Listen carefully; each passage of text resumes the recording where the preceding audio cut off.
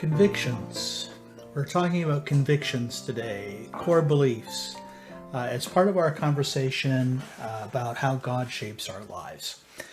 So convictions are those deeply held beliefs that shape and inform our everyday experience of the world. How do convictions do this? Well, in short, because the convictions we have about the world suggest how we ought to live in that believed in world and how to evaluate our current life within it. To get a feel for how this works, ask yourself the following set of questions. Do you believe that human life has a purpose? What would you say that purpose is?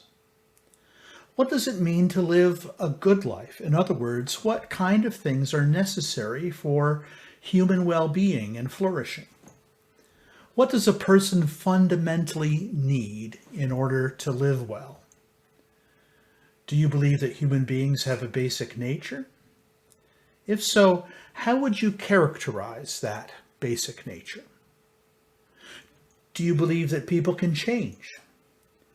Do you think that people generally get what they deserve, or do you tend to think that life is basically unfair? Who or what is worthy of your complete trust? Well, although the answers to none of these questions are simple or straightforward, we're likely to have rather well-defined convictions about each one. But where did these deeply held convictions come from? Again, there are none of us that came out of the womb believing what we do about these and countless other matters. None of us likely took a class that gave us the answers to these questions. Indeed, the odds are that most of us have given very little direct attention to any of these matters on a regular basis. Yet, it would be a mistake to assume that such fundamental convictions and others like them don't affect the shape and direction of our everyday lives. Every culture encourages us to believe some things rather than others about these and other fundamental questions. Such convictions are central to our identity because they represent part of the reservoir that we draw from to live our daily lives. For example, do you believe that all or most poor people are lazy and therefore largely responsible for their own plight? If so, then you're going to have certain ideas about how to help them. Do you believe that most strangers will hurt you given the opportunity? Well, that will shape your understanding of the Christian practice of hospitality. Do you believe that sometimes war and violence are the only possible response to evil in the world? If so, this will shape the way you respond to Jesus' call to love our enemies. In short, our convictions shape our imaginations regarding the kind of world we live in and what it means to act in the world, how we see the world, and how we behave in it. Well, to illustrate this, let's imagine that we have an acquaintance named Tom. Tom has a belief that life is basically a race to the top. For Tom, the whole point of human existence is to excel in one's chosen field and climb the ladder as high and as quickly as possible up that ladder of success. Not surprisingly, this fundamental conviction will inevitably guide many of Tom's decisions and actions in and beyond the workplace. Tom's not alone in holding these kinds of views. Well, it's likely that if Tom's basic conviction is shaped like this, he's going to view his coworkers primarily as competitors. He'll be less inclined to work cooperatively. Tom might be likely to view his home life primarily as a personal support system that enables him and facilitates his race to the top. And to the extent that it functions well in this respect, Tom may feel good about his home life. But should his family unduly complicate his life or hamper his progress, he might find himself frustrated and dissatisfied with family life. He might evaluate church in the same way. Well, you get the picture. Tom's overall sense of how a particular day or week has gone will be very much shaped by this basic conviction.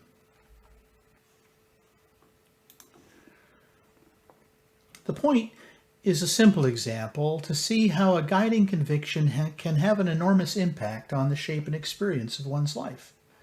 The example of Tom might encourage us to examine our core beliefs and convictions that guide our everyday decisions.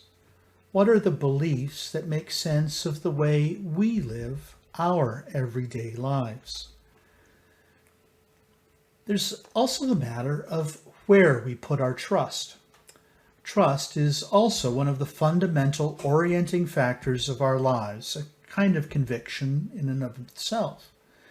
The shape of our lives is influenced not only by what we believe about the world, but also by what or who we believe in. Though it's worth noting that the biblical idea of faith is not simply believing that something is the case, but also believing in something or someone. As the author of the letter of James suggests, even the demons are orthodox in the sense of believing that God is one.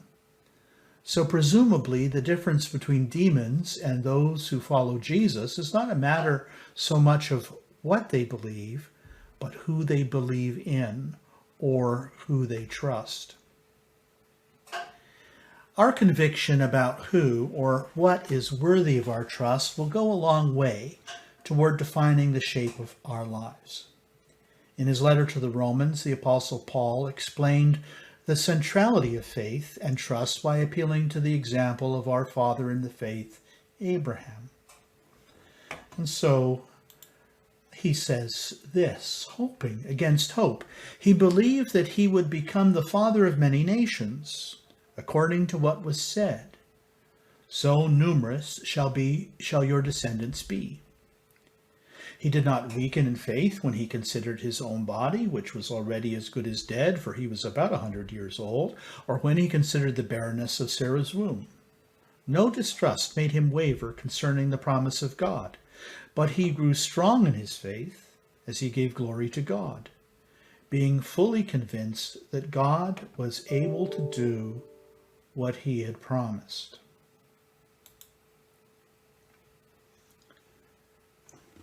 Abraham trusted God because he was convinced that God was able to do what God had promised.